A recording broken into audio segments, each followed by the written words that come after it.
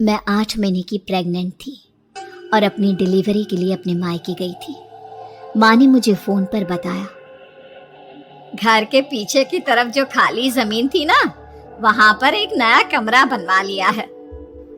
इतने सालों के बाद जैसे ही अपने घर में कदम रखा, कुछ अलग सा लगा। माँ, ये घर के पीछे की तरफ नया कमरा बनवाने की क्या जरूरत थी? अरे बेटा, घर के पीछे दूर दूर तक खाली जमीन है। तेरे पापा को कई दिनों से लग रहा था कि यहाँ पर एक कमरा बनवा लेंगे तो ताजा हवा मिल जाया करेगी। अब तो ये सब छोड़ और चल जल्दी से दूध पी ले। माँ, मैं थोड़ी देर में पी लूंगी, आप सो जाओ। मैंने दूध का गिलास उठाकर उस खिड़की में रख दिया। पता नहीं कब आंख लगी। अचानक से खिड़की के पल्लों के खड़कने की तेज आवाज आई। दूध का गिलास धड़ाम से जमीन पर आ गिरा। जमीन पर गिरते ही दूध का रंग लाल हो चुका था। मैंने खिड़की से झांक कर बाहर देखा। चारों तरफ धूप अंधेरा था। उस अंधेरे की तरफ से कुछ आवाजें आ रही थी, जैसे छोटे बच्चे आपस में खिलखिलाकर मस्ती कर रहे हो।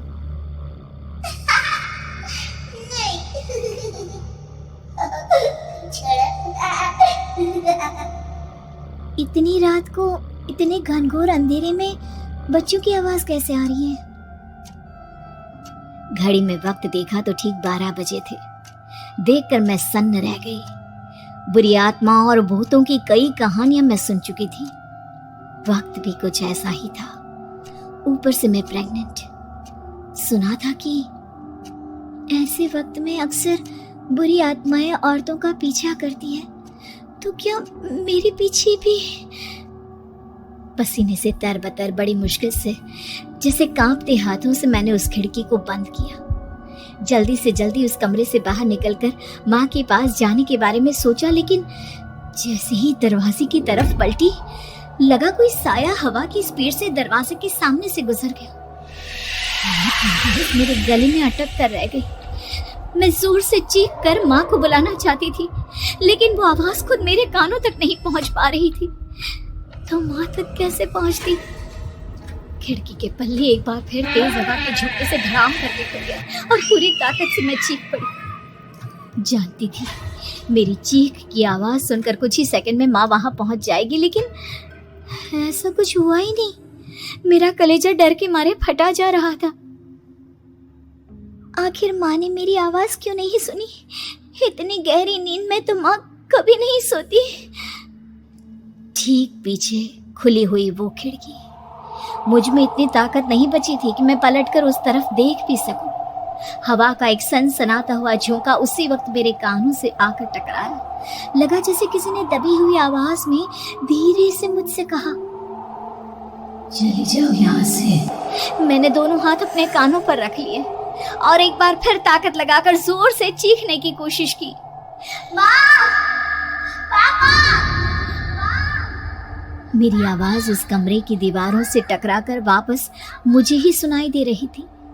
जितनी ताकत के साथ मैंने चीखने की कोशिश की थी, कुछ ही देर बाद उससे कहीं ज्यादा तेज और दर्दनाक चीख मुझे सुनाई देने लगी। ये आवाज ठीक मेरे पीछे खिड़की से आ रही थी। वो आवाज मेरे कानों में पिघलते हुए लोहे की तरह गिर रही थी।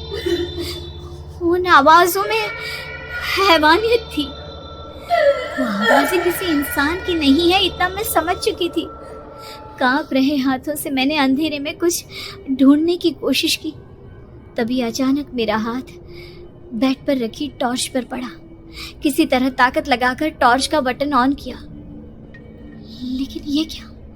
सामने दरवाजे पर 3 छोटी लड़कियां खड़ी हुई थी। उनके हाथ में स्टील के चमचमाते हुए चाकू थे। मैं घबराकर लड़खड़ाई और पीछे की तरफ हटी, लेकिन तब तक वो मेरे पास आ चुकी थी। उनकी गर्दन टेढ़ी थी और उनके हाथों के वो चाकू मेरे पेट को निशाना बनाने को तैयार।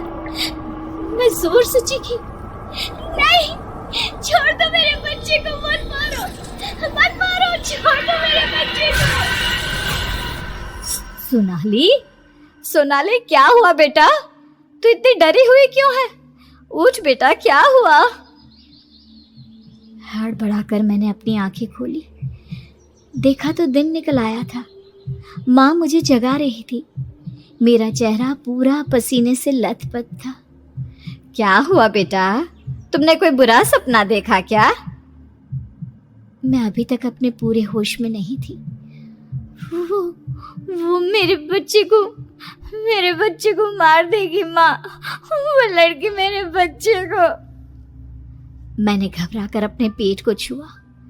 सब कुछ ठीक था, और वो दूध जो रात को यहाँ पर गिर गया था, उसका रंग लाल हो गया था। माँ ने हंसते हुए दूध का गिलास मुझे दिखाया। तुमने दूध पिया ही नहीं, पूरा का पूरा ऐसे ही रखा हुआ है। तुमसे कहा था ना सोनाली, सेहत के लिए लापरवाही ठीक नहीं बेटा। लेकिन मैंने तो सब कुछ अपनी खुली आंखों से देखा था। ये सपना कैसे हो सकता है? Like, share and subscribe. Like, share